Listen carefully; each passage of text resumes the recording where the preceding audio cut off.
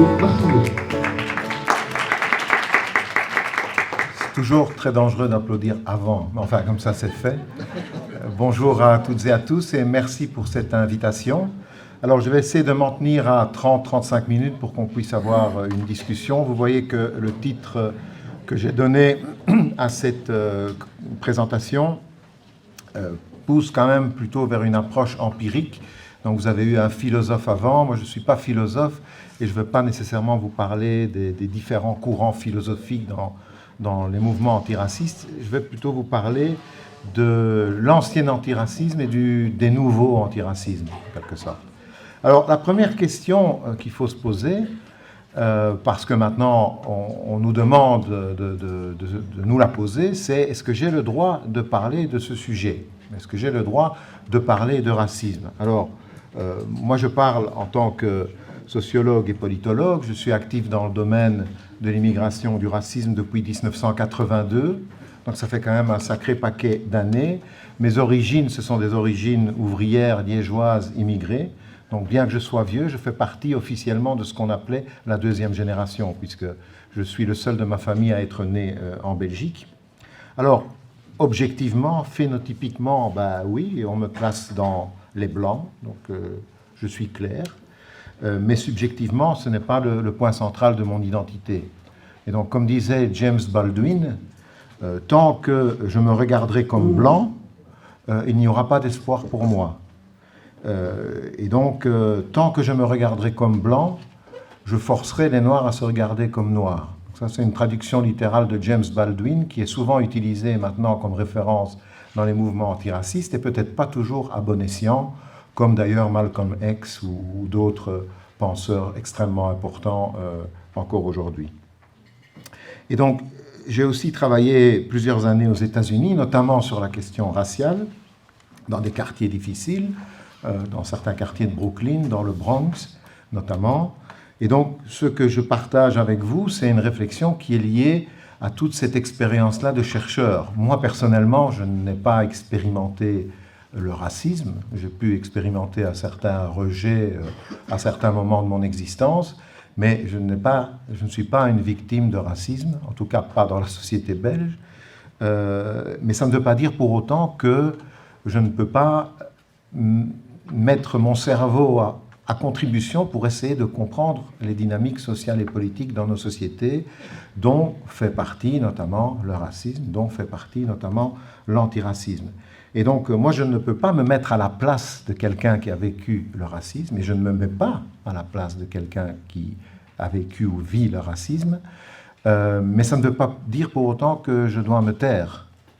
Donc, j'ai droit, je pense, à avoir des idées, avoir une réflexion, j'ai le droit de développer des recherches, et c'est ce que je fais. En revanche, ce que je n'ai pas le droit de faire, c'est de voler la parole à celles et ceux qui sont racisés et qui sont victimes de racisme.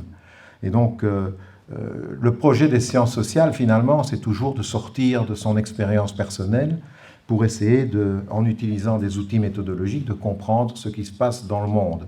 Et donc, je trouve qu'il est complètement discutable de penser qu'il n'y a que les personnes racisées qui pourraient parler de racisme. Par exemple, alors si on pousse ça à l'extrême, il n'y a que les personnes qui ont la grippe qui peuvent parler de la grippe. Il n'y a que les personnes qui ont eu des problèmes de prison qui peuvent parler de l'univers carcéral.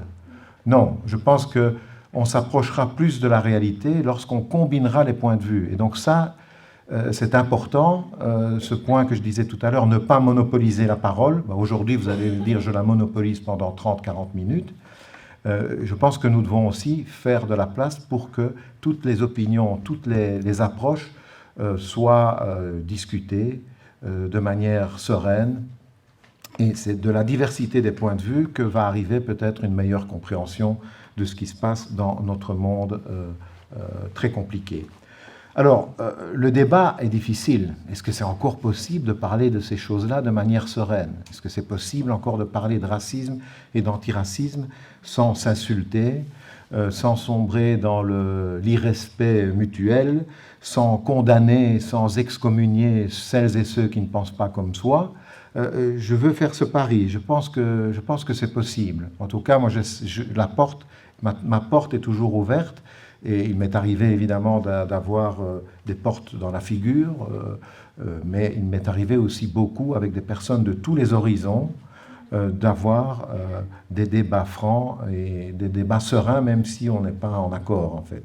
Et ça, je crois que c'est vraiment important. Je voulais absolument commencer par ces remarques préliminaires. Alors, ce que je vais faire aujourd'hui, c'est essayer de poser quelques questions. Et bon, ici, je ne suis pas Dieu le Père, donc je ne présente pas ma réflexion comme étant la vérité, mais simplement des contributions à un débat. Parce que je pense que sans débat, on n'avance pas. Alors, ce que je vais faire, c'est essayer de comparer les mobilisations et les mouvements antiracistes plus anciens, parce que ce qui se passe depuis Black Lives Matter, ça ne veut pas dire que les mouvements antiracistes ont commencé en 2015-2016, ils sont là depuis très longtemps, mais il y a des choses nouvelles, peut-être, des choses qui se posent différemment, et je pense qu'en comparant hier et aujourd'hui, ça peut nous permettre peut-être de mieux comprendre ce qui se passe. Deuxièmement, je voudrais poser cette question rapidement, est-ce qu'on assiste vraiment à une mondialisation d'un nouveau mouvement antiraciste? Et là aussi, c'est un point d'interrogation. Certains répondent par oui, d'autres répondent par non. J'ai mon idée sur la question, ainsi que sur la question de la structuration d'un leadership antiraciste en Europe. Et là, je reviendrai là-dessus parce que la prégnance des modèles nationaux est encore extrêmement importante et il n'est pas nécessairement facile de faire émerger un leadership européen dans les mouvements antiracistes. Et enfin, très brièvement, qu'est-ce qu'on peut attendre de l'avenir? Alors, quand je parle de comparer hier et aujourd'hui, en gros, je compare les années 70 et 80 aux années 2010-2020 dans lesquelles nous sommes. Et donc, la première chose que je voudrais dire, c'est qu'il faut se prémunir contre une tentation d'homogénéiser les choses, de dire il y avait un mouvement antiraciste dans les années 70 et 80 et il y a un mouvement antiraciste aujourd'hui dans les années 2010-2020. Je crois qu'aux deux époques, il y avait toute une floraison d'idées, d'approches, de stratégies. Et ce que je mettrai ici en avant, c'est peut-être les points saillants des deux époques.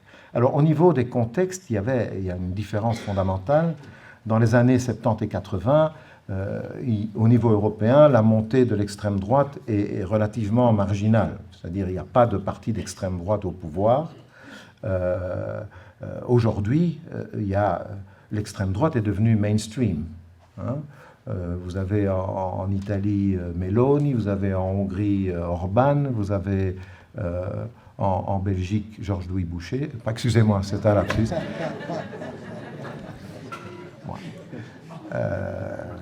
En fait, je ne sais pas si c'est vraiment un lapsus. Bon, soit. En tout cas, les idées d'extrême droite sont devenues mainstream. Et selon Philippe Corcuff, un chercheur français, il dit finalement l'extrême droite a déjà gagné puisque ces idées ont été reprises par différents partis qui, il n'y a pas si longtemps, prenaient plutôt leur distance par rapport à l'extrême droite. C'est une donnée contextuelle extrêmement importante pour le développement d'un mouvement ou de mouvements de mobilisation contre le racisme.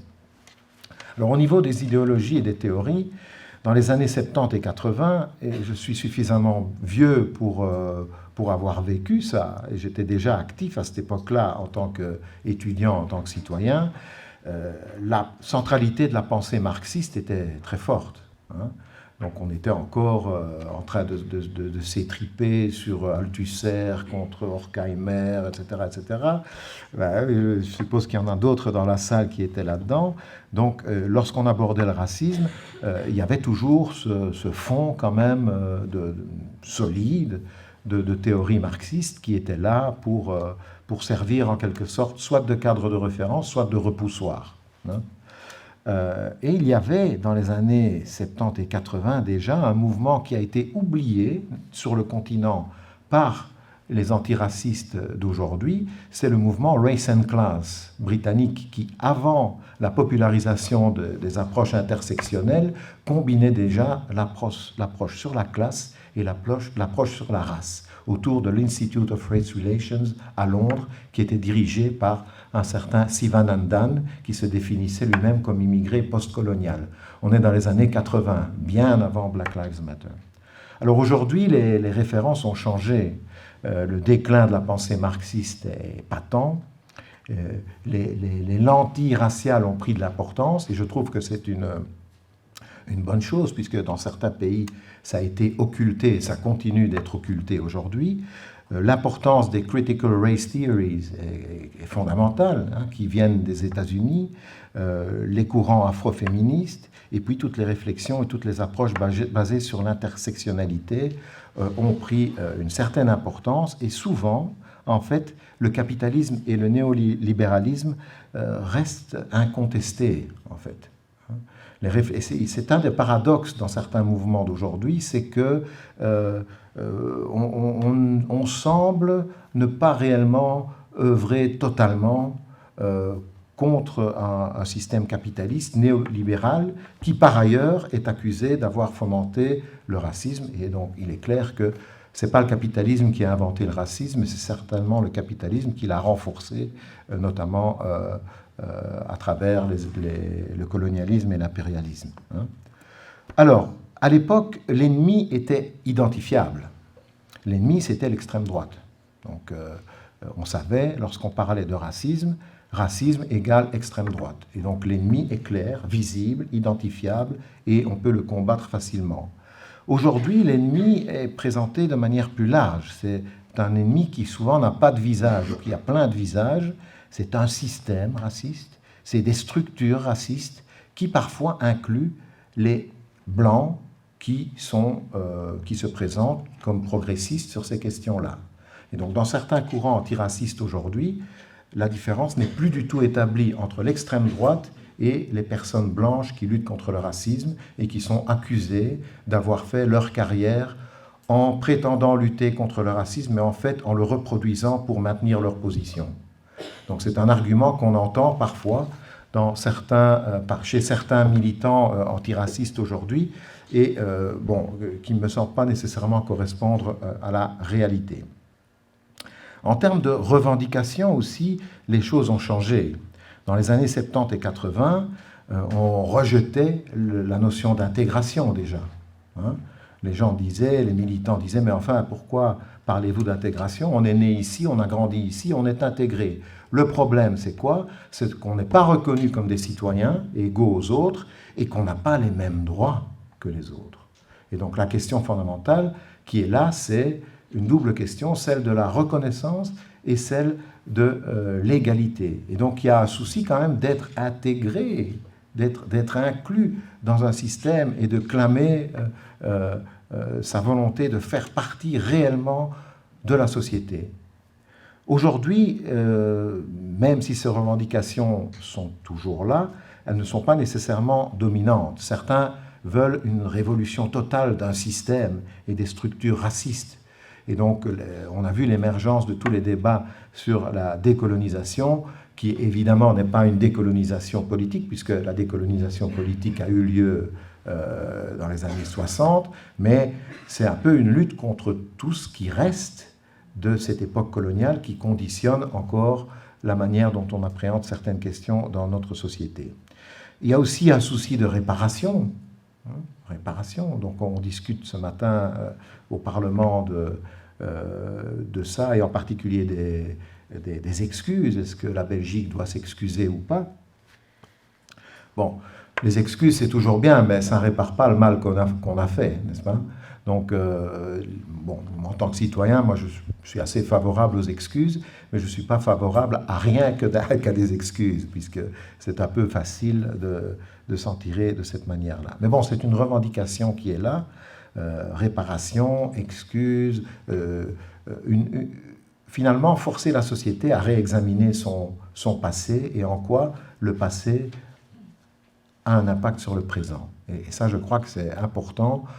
C'est en tout cas, un élément central de toute cette pensée postcoloniale, c'est de dire les sociétés d'aujourd'hui, on ne peut pas trouver l'explication à ce qui se passe chez nous aujourd'hui uniquement en regardant aujourd'hui. Il faut regarder aussi le passé, parce que le passé produit des effets. Ça me paraît quand même important.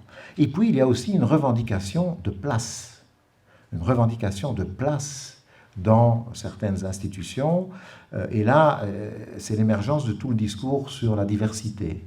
Et donc, un peu schématiquement, j'oppose l'égalité des années 70 à 80 à la notion de diversité aujourd'hui.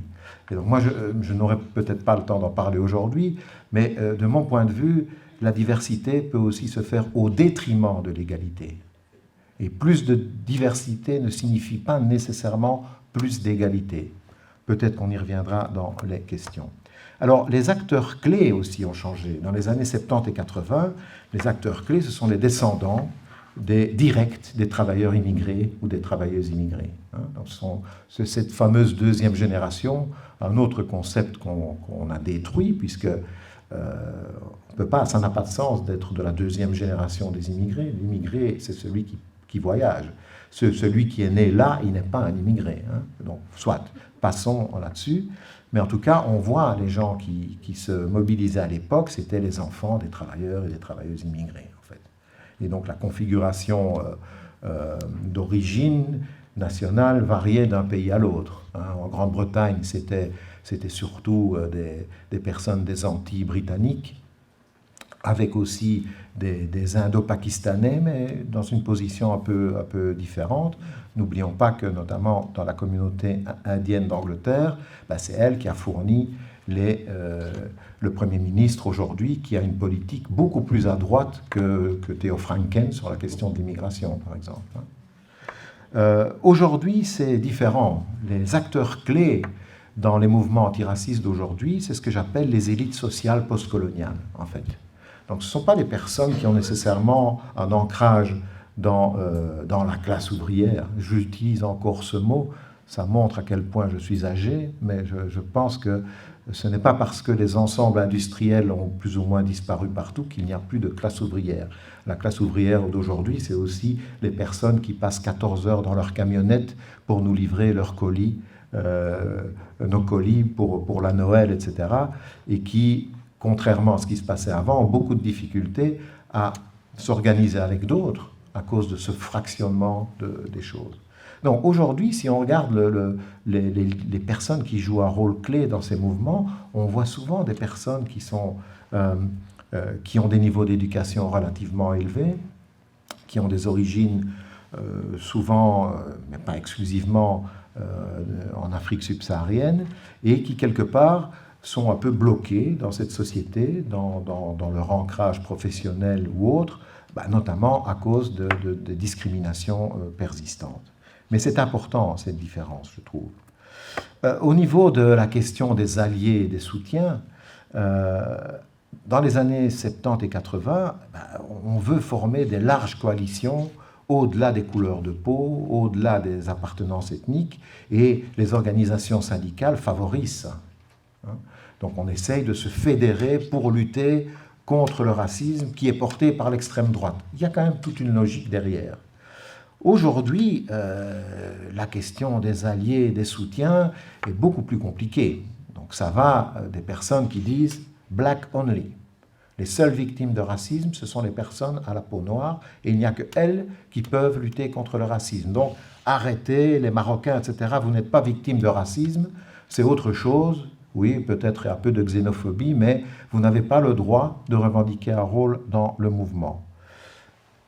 D'autres, dans ces courants, nous donnent des étiquettes d'alliés. Vous êtes le gentil blanc, donc si vous vous inscrivez dans le mouvement, vous obéissez à nos ordres, vous acceptez nos idées, et là, alors vous pouvez démontrer que vous êtes une vraie ou un vrai allié blanc à la lutte.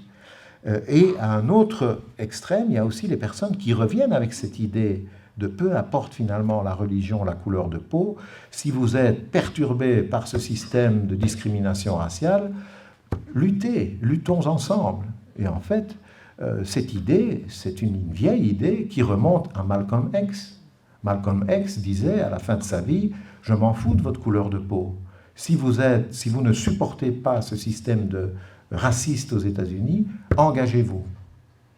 Et donc, vous avez ces différentes possibilités, ces différentes stratégies qui divisent les courants antiracistes aujourd'hui. Et on a vu notamment dans l'organisation de la manifestation du mois de juin 2020, Black Lives Matter à Bruxelles, où il y avait tout un débat, qui va parler? Et donc, certains disaient, non, les Marocains ne peuvent pas parler. Et certains Marocains, dont les enfants avaient été tués par la police durant le lockdown, disaient, non, à Bruxelles, les victimes du racisme, c'est nous, on a le droit de parler. Donc, on a toutes ces positions différentes qui caractérisent les mouvements d'aujourd'hui. Et donc, ce qu'on voit, c'est qu'aussi, il y a une espèce de compétition victimaire.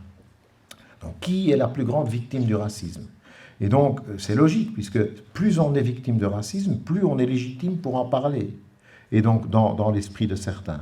Et ça, c'est très important d'un côté, mais d'un autre côté, on voit ce qu'il n'y avait pas à l'époque, où il y a une convergence, des tentatives de construire des convergences de causes. Donc l'antiracisme est lié au féminisme, est lié au genre, est lié à l'écologie, est lié aussi parfois aux questions socio-économiques. Et donc là, il y a des acteurs qui vont devoir négocier des priorités d'action, des priorités dans les stratégies, qui rendent les choses peut-être plus compliquées aujourd'hui que dans les années 60 et 70. Quant au répertoire d'action, que font les gens? Dans les années 60, 70 et 80, la confrontation physique était forte. Donc lorsqu'il y avait une manifestation du National Front, immédiatement, il y avait des centaines de personnes de toutes les couleurs qui allaient faire le coup de poing avec le National Front. Et les mêmes choses se passaient ici, et les mêmes choses continuent à se passer dans une moindre mesure lorsque essayer d'organiser une réunion fasciste à Liège, vous allez voir le front antifasciste qui va être là dans la minute. Et je pense que dans une démocratie, c'est quelque chose qui fait partie et qui peut faire partie de la lutte. Les grandes marches, la marche des beurs, vous avez sûrement vu le film, vous avez entendu parler de cette marche des beurs qui était vraiment, dans les années 80, qui était constitutive de ce mouvement.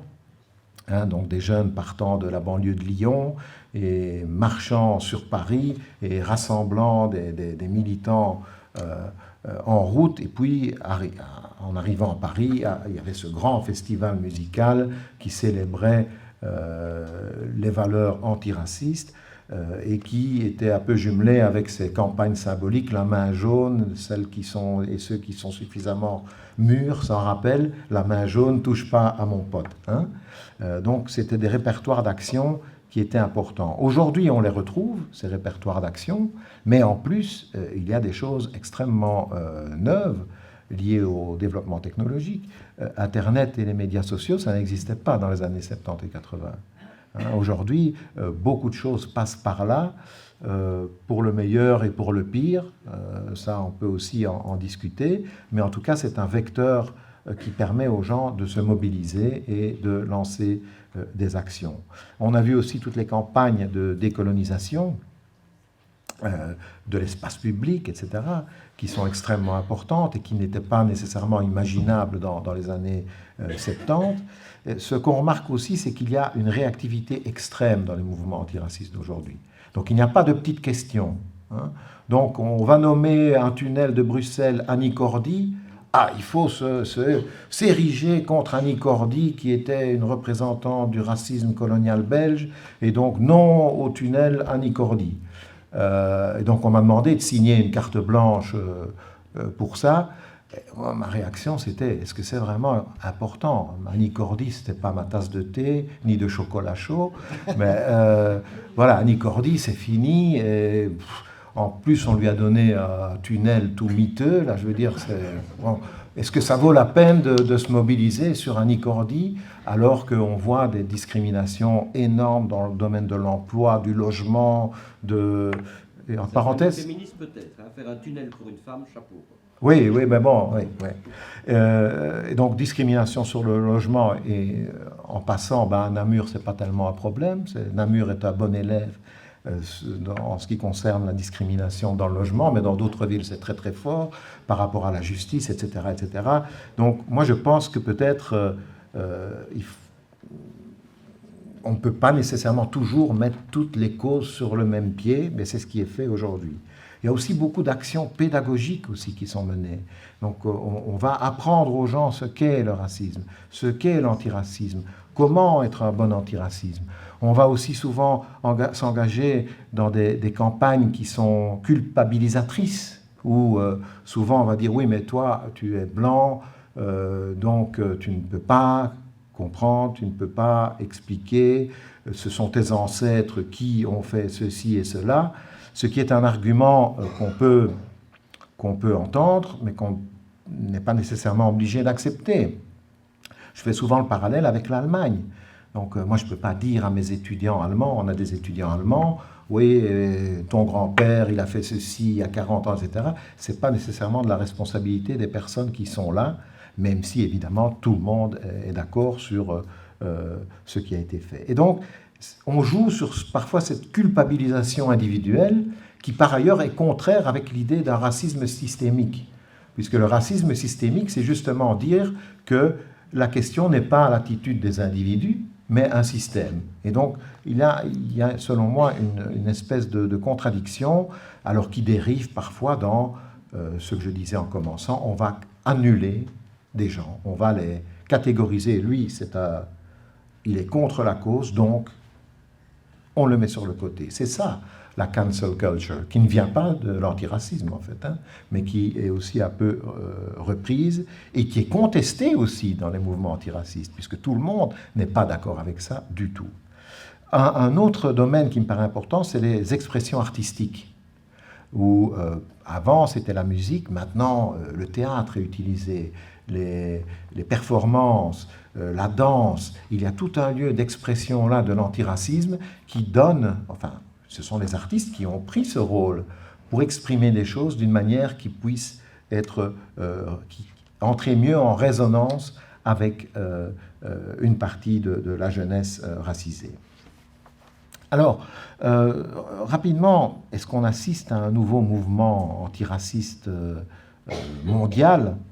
Bon, je ne suis pas sûr. D'abord, la mobilisation est variable en Europe. Dans certains pays, il y a très peu de mobilisation contre le racisme. Dans d'autres, il y a une énorme mobilisation.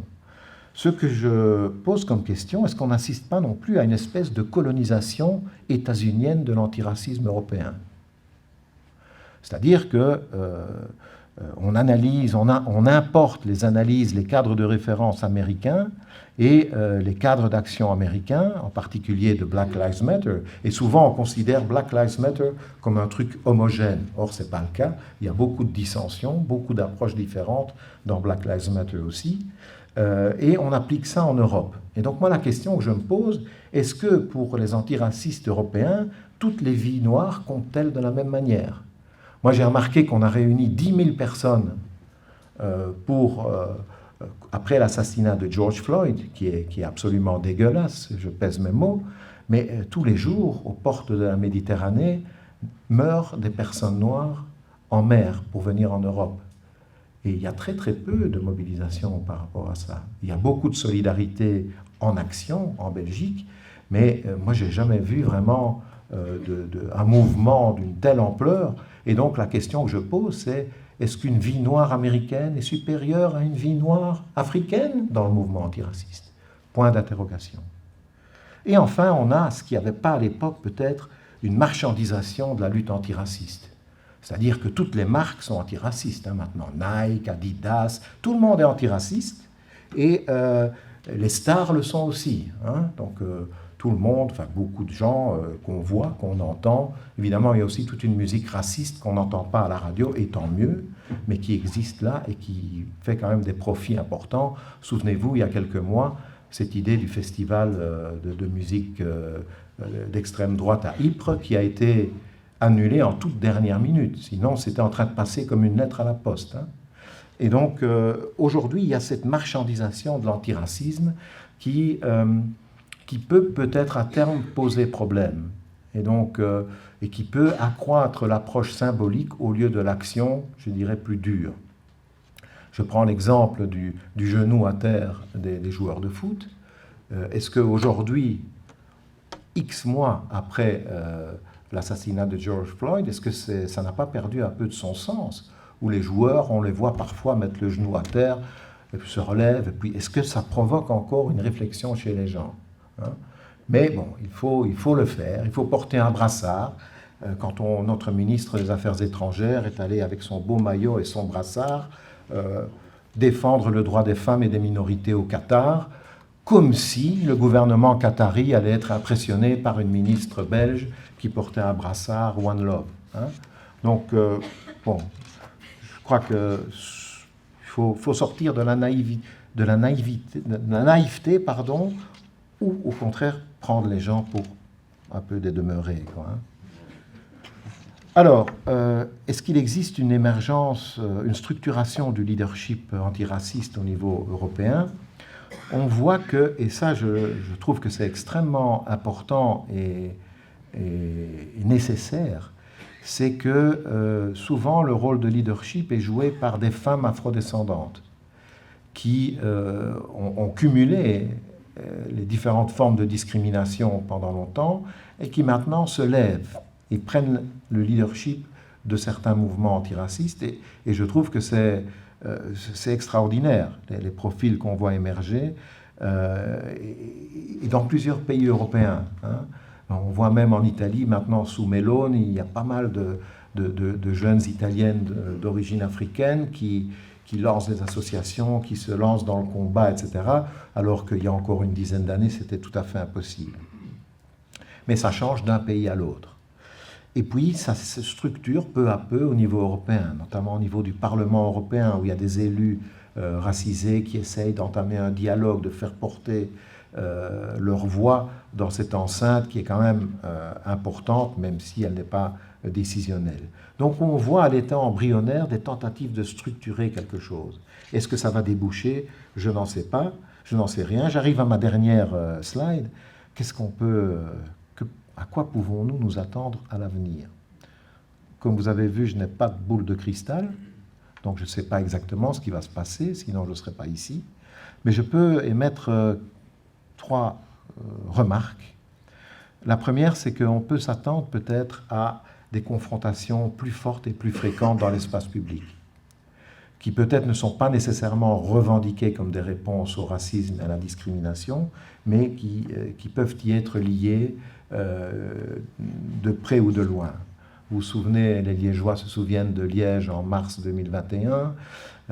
Il y a eu, après le match Belgique-Maroc, ces violences. Donc je ne suis pas en train de dire que les violences de dimanche, c'était dimanche, c'est bien ça, sont des expressions d'antiracisme. Je ne dis pas ça, mais que peut-être il peut y avoir là des choses, des liens à rechercher, peut-être à établir. Donc la société devient quand même violente d'une autre manière que par le passé. On voit que on est souvent un peu sur le fil du rasoir, que très très vite des choses peuvent dégénérer et devenir conflictuelles, et il me semble que ça peut s'accroître à l'avenir. Deuxièmement, on voit déjà que le système, comme il a toujours fait, coopte. On va coopter les leaders antiracistes les plus radicaux. Et donc on voit, on peut déjà, je ne vais pas faire des noms ici parce que je n'aime pas de nommer certaines personnes en particulier, mais il est clair que quand on est en dehors des institutions, il est plus facile d'avoir un discours extrêmement radical et fort que lorsqu'on a été élu et qu'on siège au Parlement, hein. Il est beaucoup plus facile d'être extrêmement radical lorsqu'on s'exprime uniquement sur les réseaux sociaux que lorsqu'on apparaît une fois par semaine sur LN24, hein, qui est quand même beaucoup plus consensuel. Et donc, comme le système l'avait fait à l'époque des travailleurs immigrés, eh bien, les gens qui sont le plus susceptibles de ruer dans les brancards, une stratégie pour les encadrer, c'est les coopter dans le système. Et ça a déjà été fait. Et Voilà. Maintenant, ne me faites pas dire que Adjal Habib a été coopté par Georges-Louis Boucher, mais il faudra quand même que quelqu'un m'explique comment c'est possible qu'une militante d'origine immigrée antiraciste ait accepté cette invitation de Georges-Louis Boucher. Pour moi, c'est quelque chose qui est très très difficile à comprendre, à la fois du point de vue de la défense des droits des femmes, de la défense des droits des immigrés et de la défense de la démocratie. Si vous pouvez m'expliquer, je suis vraiment très très preneur. Et ma dernière phrase, c'est que, au-delà de toute notre discussion, il est clair que sans structuration, la continuité des mouvements sera problématique, et sans alliance, la marginalisation est inévitable. Et donc ça, je pense que ça a toujours été le cas dans l'histoire, sans s'allier pour des personnes qui finalement partagent un même rejet de certaines dynamiques, en l'occurrence le racisme,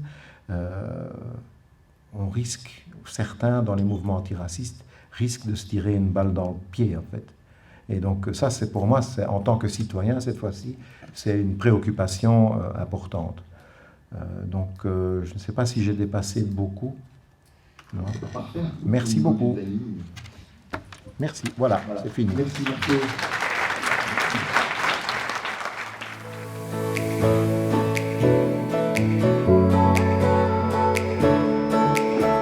Oui, merci pour cette intervention.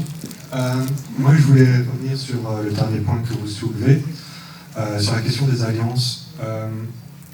D'après votre exposé, il y a un décentrement qui est fait, non pas entre blancs, noirs, dans la lutte antiraciste qui doit être opérée, mais plutôt aujourd'hui on voit aussi un décentrement et une reprise en main de la lutte antiraciste par une question de classe avec des élites sociales qui deviennent les acteurs clés. Et donc ma question c'est, par rapport à ces alliances, est-ce que le mouvement antiraciste doit reprendre en main aussi la question sociale et créer des alliances et recréer des alliances par rapport à une époque où c'était le cas et où aujourd'hui on a peut-être le constat que ce n'est plus forcément le cas et où on se concentre plus sur des questions symboliques.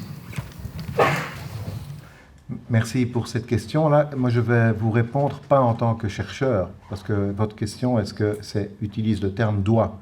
Donc moi, si je réponds à ça, c'est en tant que citoyen, hein, pas en tant que chercheur. Parce que en tant que chercheur, je ne peux pas dire que les acteurs sociaux doivent faire ceci ou faire cela. Mais en tant que citoyen, moi, je pense que, contrairement à certains dans le mouvement antiraciste, mais en conformité avec d'autres dans le mouvement antiraciste, moi, je pense qu'il faut absolument justement combiner dans la lutte la question sociale, la question raciale, la question du genre. Donc les convergences sont importantes. Ce n'est pas par hasard que j'ai mentionné Race and Class des années 70 et 80, parce que je pense que c'est extrêmement important et que, en gros, il y a ces trois grands systèmes de domination. Un système de domination basé sur la race, celui basé sur le genre et celui basé sur le socio-économique. Et donc, si on ne lie pas les choses, si on segmente ça, et qu'en même temps on se revendique de l'intersectionnalité, il y a un grand problème, parce que l'intersectionnalité, c'est ça, voir comment les discriminations s'interpénètrent et créent quelque chose d'autre. Donc pour moi, il est vraiment politiquement important de faire ce lien, ou de le refaire, et théoriquement, je pense que c'est tout à fait cohérent. Et d'ailleurs, deux exemples. Il y a un mouvement aux États-Unis dont on ne parle jamais en Europe qui s'appelle White Southerners Against Racism. Donc ce sont des groupements de blancs du sud des États-Unis. Le sud des États-Unis, c'est quand même la région qui a pendant et encore aujourd'hui peut-être parmi les plus racistes au monde. Donc des blancs de la classe ouvrière du sud des États-Unis qui lancent des appels du pied à Black Lives Matter en vue de recréer ces ponts. Deuxième exemple, une militante que je connais de Black Lives Matter, qui est aussi une chanteuse et qui est dans l'État de New York. Hein, et la dernière fois que je parlais avec elle, elle me disait, le grand problème, c'est justement celui-là. C'est que le gouffre s'est élargi entre les Africains-Américains et les pauvres blancs, la classe ouvrière blanche, et que qui a renforcé ce trou? Ben, c'est les républicains extrémistes à la Trump, qui se sont érigés comme défenseurs. Enfin, il faut quand même beaucoup de culot pour quelqu'un comme Trump pour se présenter comme le défenseur des pauvres blancs. Hein. Et donc, il a réussi ça. Et donc, cette militante de Black Lives Matter disait, ce qu'on doit faire, c'est reconstruire les ponts avec ces blancs des classes pauvres qui sont aussi souvent impliqués dans les mouvements racistes, cette fois-ci, pas antiracistes. Mais pas tous, comme l'exemple des White Southerners Against Racism. Donc moi, je pense que oui, il faut rétablir ça. Mais comment, c'est la question. C'est pas toujours facile. Hein. Ni ici, ni dans... Et je dirais c'est encore plus difficile dans un pays comme les États-Unis, où cette fracture raciale a toujours été là et où les organisations de la classe ouvrière aux États-Unis ont reproduit aussi le racisme et n'ont pas facilité ces ponts. Ici, c'est vrai qu'il y a quand même une tradition dans les syndicats qui est peut-être un peu différente. Et dans les nouveaux mouvements, dans les nouveaux groupements qui naissent et qui se perpétuent, je suis bien conscient, comme vous, que certains disent non, laissons tomber la question sociale, c'est pas notre truc. Et souvent, quand je dis ça, mais alors, je dis arrêtez de parler d'intersectionnalité alors. Ou alors vous utilisez ça comme un mot au début de votre exposé, puis qu'est-ce qui passe à la trappe? Le premier, c'est la classe sociale. Oui, mais ça, la classe sociale, c'est un truc de blanc. Non, c'est pas un truc de blanc, la classe sociale. Hein? Et donc, oui, donc pour répondre à votre question, oui, il faut le faire, d'après moi, en tant que citoyen, mais comment le faire? Très, très compliqué. Question suivante. Oui, je n'oserais pas m'aventurer dans une analyse cornélienne de savoir le chaud avec la ville.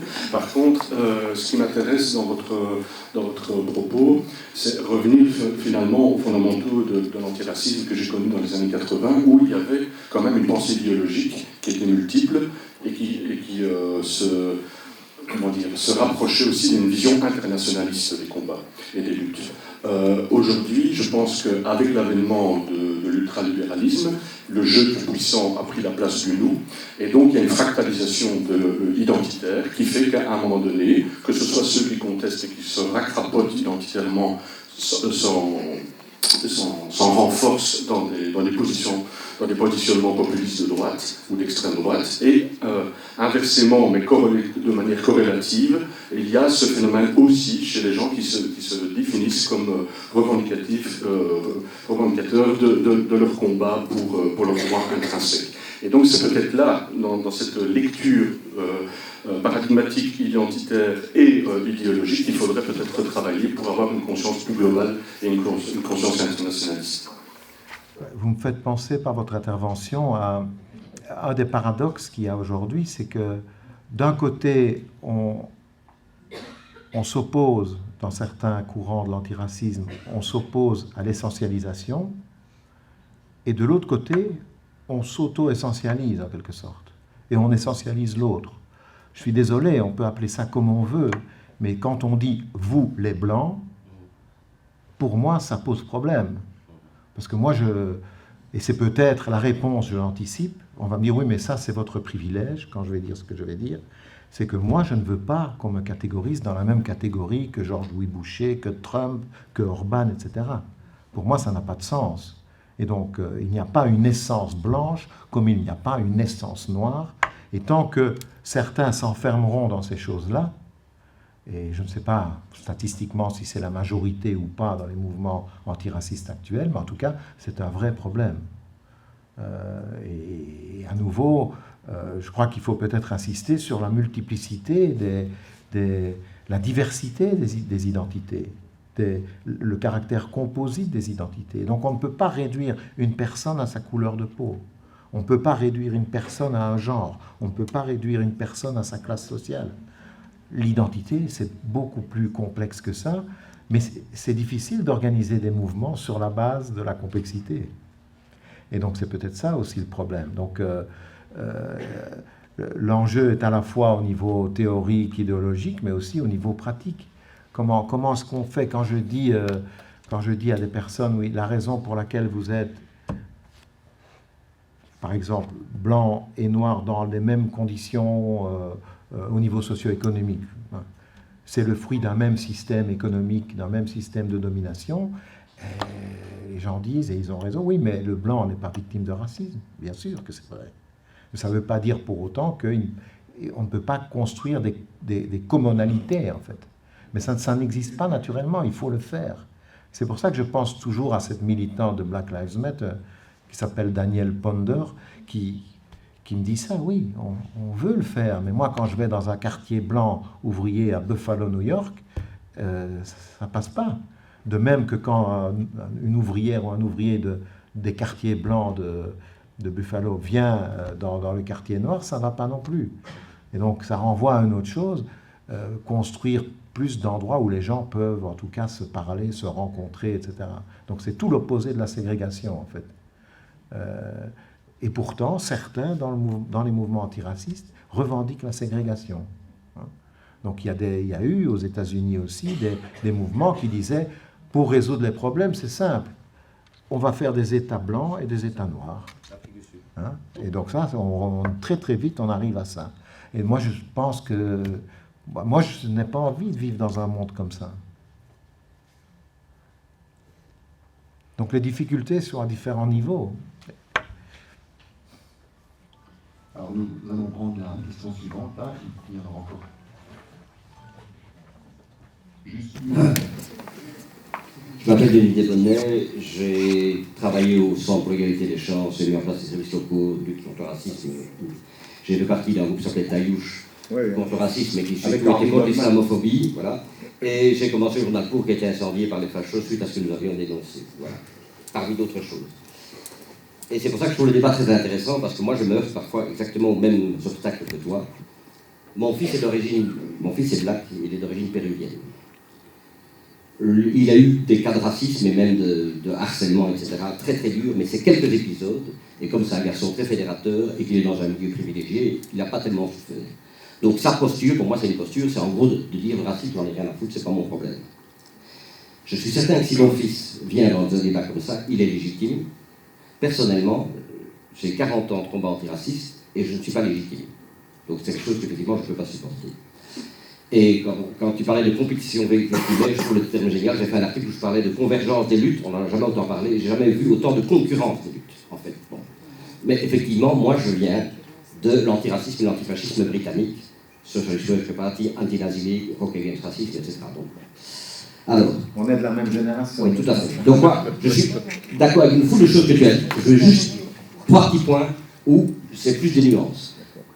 Une question qui est plus théorique, etc. Si tu as dit le capitalisme n'a pas inventé le racisme, mais quelque part il l'a développé. Moi, je pense qu'il a vraiment inventé. Avant, il y avait ce qu'on appelait la xénophobie. Mais le racisme, vraiment, c'est une invention. Ça ne veut pas dire que dans un atelier, des espèces, c'est pas une vision complotiste, ils l'ont fait délibérément, de manière consciente et tout. Mais c'est clairement une invention. Et c'est concomitant, mais c'est consubstantiel au capitalisme. Et moi, ça me fait penser que tant qu'il y aura le racisme, tant qu'il y aura le capitalisme, il y aura du racisme. Ça ne veut pas dire qu'on ne peut pas faire reculer, mais on ne peut pas l'éradiquer.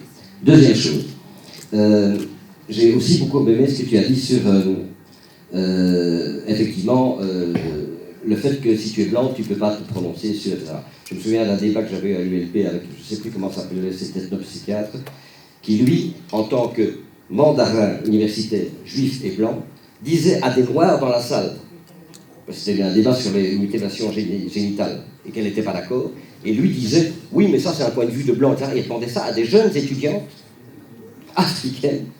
Et dans le débat, j'étais intervenu, j'avais dit, je suis désolé de le dire de manière plate, mais je trouve extraordinaire qu'un homme d'un certain blanc, juif, c'est pas une insulte, là, c'est un constat, et mandarin, gourou, etc., universitaire, vient dire à des jeunes filles blanches qu'en gros, comme des Malcolm X, vous êtes des nègres blanchis.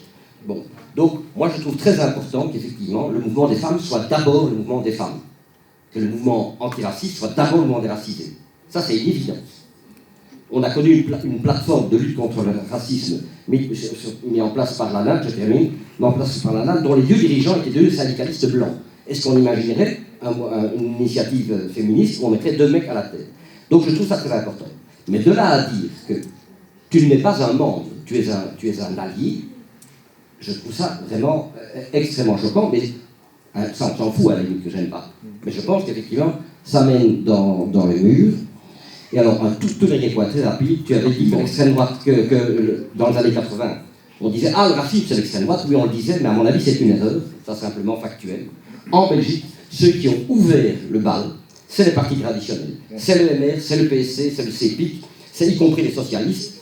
Ils y est fils d'immigrants disant « Je me vante que pas un seul réfugié ne viendra en plus dans ma commune », etc. Donc, et que l'extrême droite s'est ruée là-dedans. Il y a un formidable documentaire où on voit Le Pen expliquer à ses troupes, où il a encore son... Il dit, en fait, ces véritables chevaux de bataille, c'était pas le racisme. Et il dit, mais beaucoup de Français s'inquiètent et nous devons prendre cette question à bras-le-corps. Mais c'est les partis traditionnels qui ont véritablement ouvert la porte de la bergerie. Ça doit quand même être rappelé. Merci pour cette intervention. Marco, est-ce que tu veux rebondir? Tu as 2 minutes.